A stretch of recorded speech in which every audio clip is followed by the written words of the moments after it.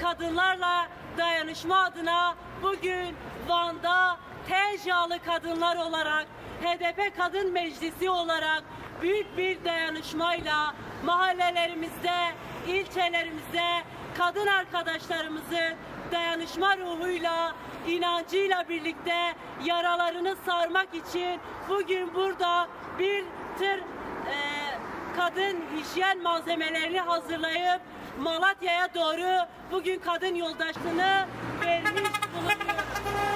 Bizler 8 Mart'a kadar bir dizi eylem etkinliklerimizle kadın dayanışmasını büyütmek için 8 Mart'a kadar eylem ve etkinliklerimizi daha fazla büyüterek ve bu içinde bulduğumuz eril ve tahakkümcü zihniyeti, erkek zihniyetini kabul etmediğimizi bizler bu 8 Mart'ta da bir kez daha gerçekleştirip sonrasında buna ilişkin açıklamamızı 8 Mart günü yapacağız.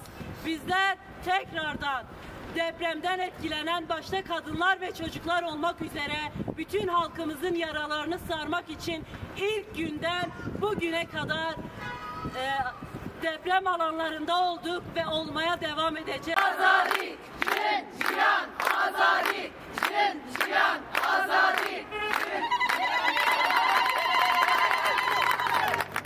yaşasın kadın dayanışması, yaşasın kadın dayanışması.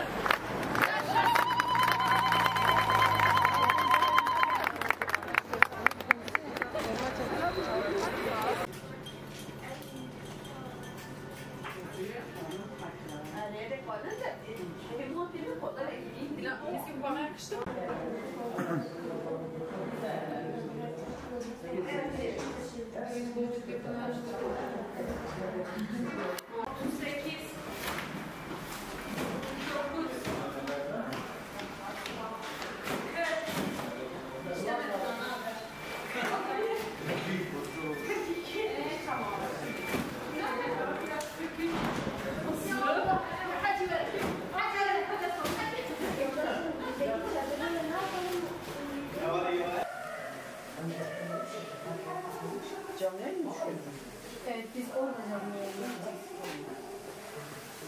Yani orada